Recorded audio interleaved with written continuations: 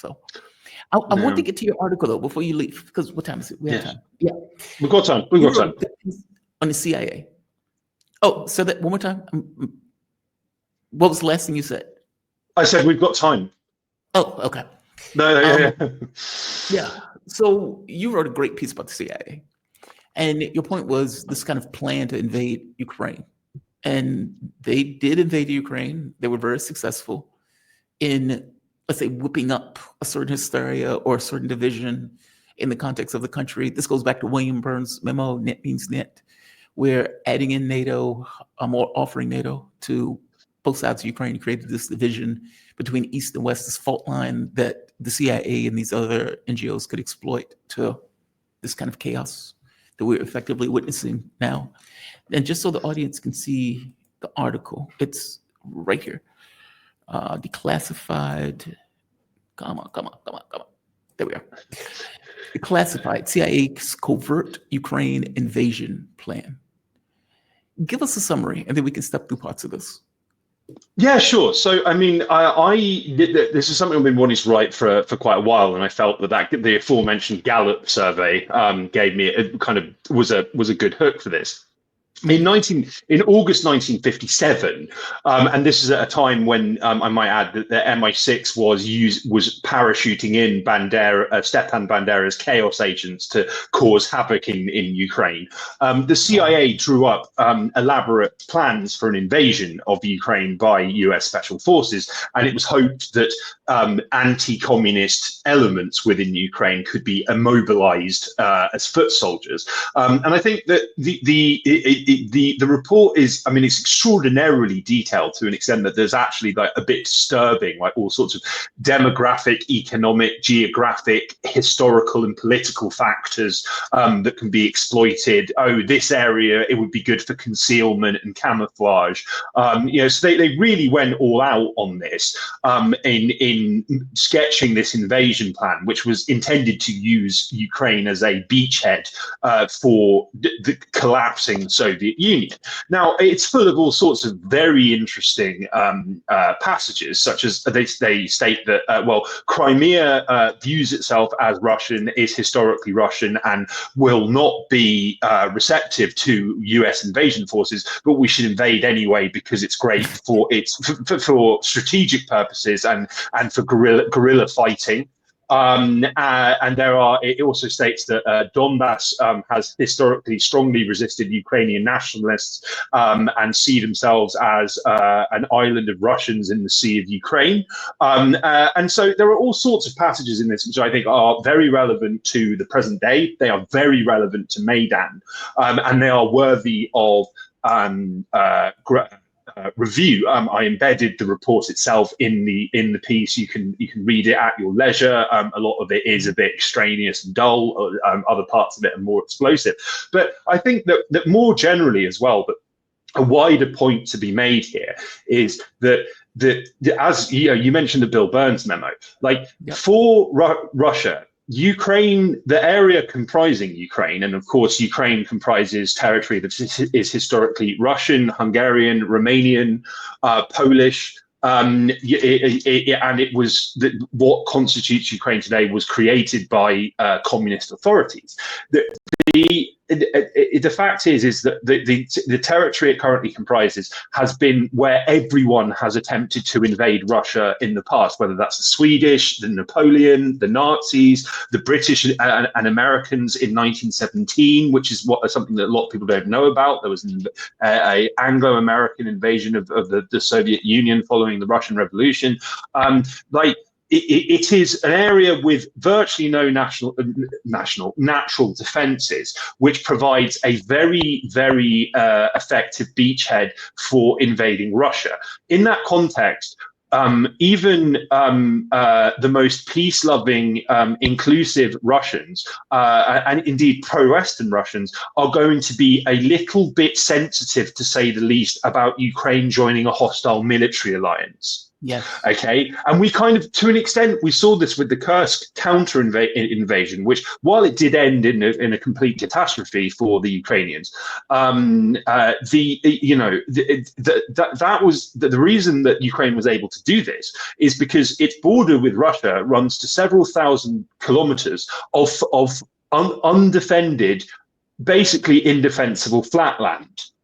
Like, I mean, unless Russia wants to build this massive wall, it is very porous, and it's very easy to invade Russia from this area. And Russia has long been extremely wary of this, and ever since, yes, in 2008, when Ukraine was NATO membership for Ukraine was greenlit. This kind of you can kind of set the clock ticking down to direct conflict between the West and Russia over Ukraine, because as Bill Burns said in a memo to Condoleezza Rice in the wake of this announcement that Ukraine was en route for NATO membership, no issue cuts across Russian politics, from the most hardline pro-Kremlin voices to Putin's sharpest critics, that Ukraine cannot join NATO. And so, like, I think there's another point to make here as well, is when you have complete lunatics like Kaja Kallas, who is this, yapping Baltic chihuahua who's now running the EU's foreign and defense policy, if you can even call it that, openly stating we need to defeat Russia, we need to crush Russia. What message does that send? It not only reinforces in the Kremlin's eyes the necessity of the mission, it also makes a lot of Russians want to enlist in the military, because they see themselves as defending their homeland from people who openly state their desire to destroy them.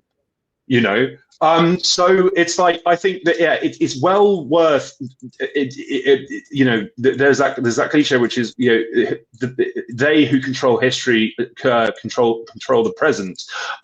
This is secret history we're not allowed to know, and doesn't get reported in the mainstream media. It's of enormous importance to go over, because it does have a heavy bearing on Russian perspectives now. And yes, it 60 years ago, or well, no, I think it's nearly 70 years ago now that this report was written. Quite clearly, its strategies, methods, and how Ukraine is viewed by the CIA and by the wider Anglo-American empire has not changed. Sorry, go ahead. No, I was just saying, what's the exact date on this? This was 1957 something. So August 57. So like 10 years after World War II, where the Russians had lost, or Soviet Union lost 30 million people. Which is just amazing. I mean, that's and it's like, and that's the thing, is that, like, and as I say, is that the 70 years from Russia's perspective is a blink of an eye in terms of the way that they view history. And there are people, every single inhabitant of the Soviet Union lost something, whether that was members of their family, friends, or their homes in World War II. It was like a fight for survival for the inhabitants of the Soviet Union, and perhaps particularly Russians, because the Nazis were keen to turn ethnic minorities like the Ukrainians or the Crimean Tatars or the Lithuanians and the Latvians and the Estonians against Russians.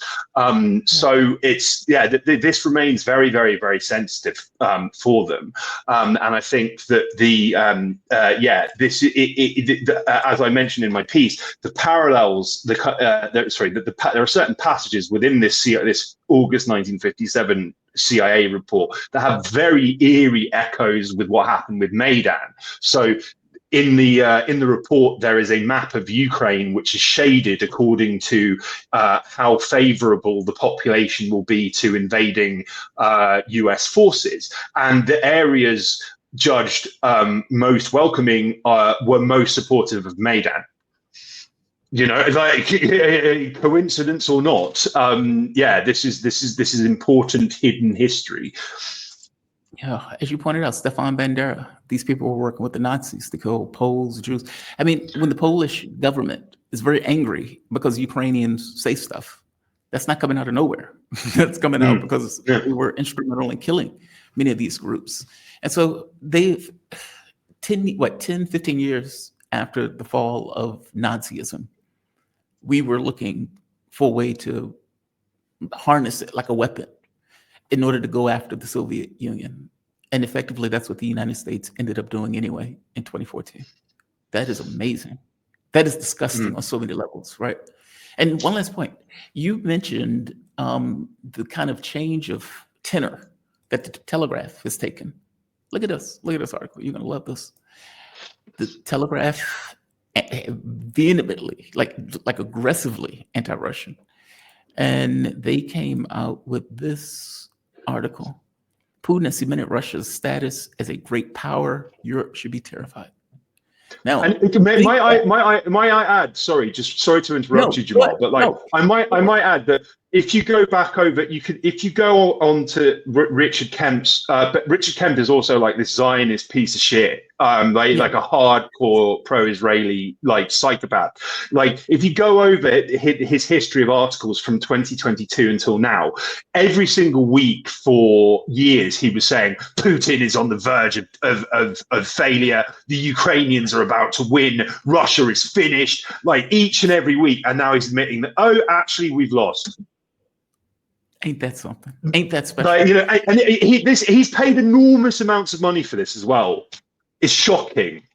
And by the way, no consequence. Like there's no consequence for him spending 3 years saying Putin is dying. Russia is on its last leg. The Ukrainians, Kursk is a major accomplishment for Zelensky.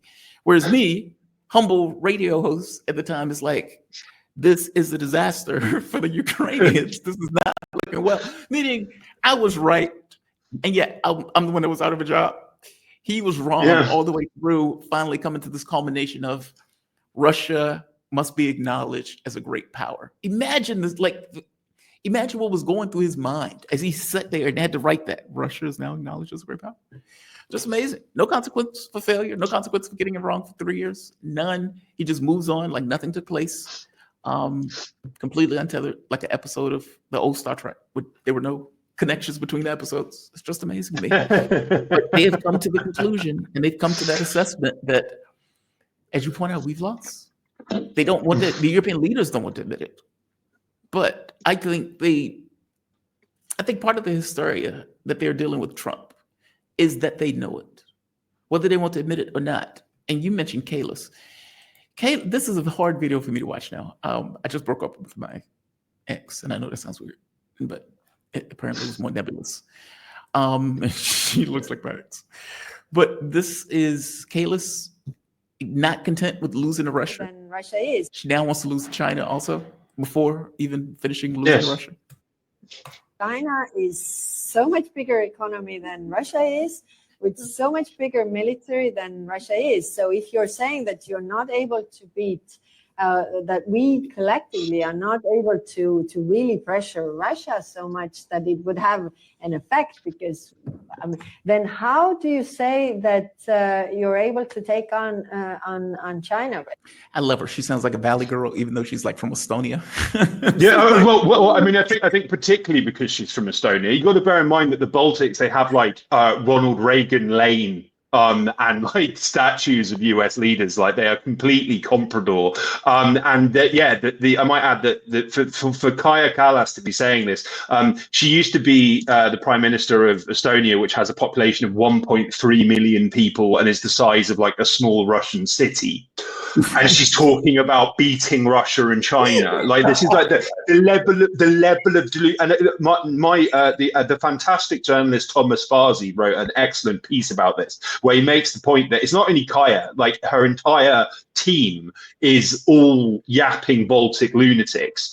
Like again, God help us all. Although I think that, one of the we've seen, I think that the West has kind of hit the wall of delusion pretty hard in most conceivable regards since the start of this, and they keep doing it. And there is part of me, may call it just bloody-minded optimism that one day they'll wait. Yeah, one day they might wake up and think, "Oh God, what have we done? Maybe it wasn't the best idea to sanction our primary source of energy and bankrupt ourselves. Maybe giving all of this money and weapons to a state that's effectively run by open neo-Nazis was a bit of a bad idea." Hopefully some sense will prevail. And if it doesn't, well, I mean, what are they going to do? Not very much, apart from maybe sabotage missions. But we shall see. I have to write that down. Bloody-minded optimism. I love that. That is the greatest. It's like, how can I make this sound relatively decent, even though it's destroying all of these people's lives and it's destroying the European economy and everything else? Bloody-minded optimism. That when they wake up in the morning and say, "I believe that I can. I still believe that I can." I am.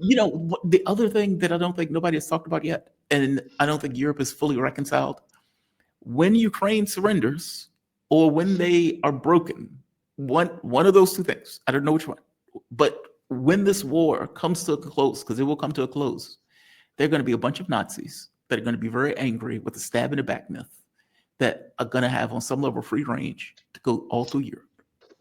They're not coming to the US. We're not letting those lunatics over. What are they going to swim? They're going to cross into Poland, cross into the other countries. Europe is going to have to deal with these people. Yeah, no, indeed, and it's like this is the thing that actually scares me the most. Really, is like Arestovich, who used to be Zelensky's key advisor and is now running on it, intends to run for president on a platform of "we got it wrong and should be on good terms with Russia." Interestingly, he specifically stated that the thing that frightened him most was all of the drone operators who are going to be pissed off flooding into Europe and other countries. And every time I see like someone using a photographic drone locally, I'm like immediately I feel like my skin starts crawling and I feel a bit nervous. I'm like, oh my God. Because what's a photographic drone? I don't know what that is. Oh, well, no, but so like FPV drones, the drones that that Ukraine uses to like drop explosives and poison gas on people. They are usually off the shelf drones with cameras attached that anyone can buy from like Amazon or Temu. Oh, I see. So it's like, like when I see them buzzing around now, I'm just like, oh God, has it come for me? Maybe I'm a bit paranoid, but that doesn't mean they're not out to get you. But anyway, God bless you, Jamal. Thanks so much for having me on. Really enjoyed it as ever. And yes, may God help us all. I know, right? It's like, has it come for me? And just for the audience, Kit Klarenberg. Kit Klarenberg is an investigative journalist documenting the role of intelligence services in shaping policies and perceptions. You can find them on Global Delinquents. You can find them on grayzone.uk. And as I pointed out, he still had an article on Gray Zone proper. Kit, you're fantastic, man. Thank you for this. You be safe, okay? Right back at you, Jamal. Take care. Bye-bye. All right. Kit is hilarious. Yeah, Kit is a good writer. And the article from the CIA thing, it's amazing.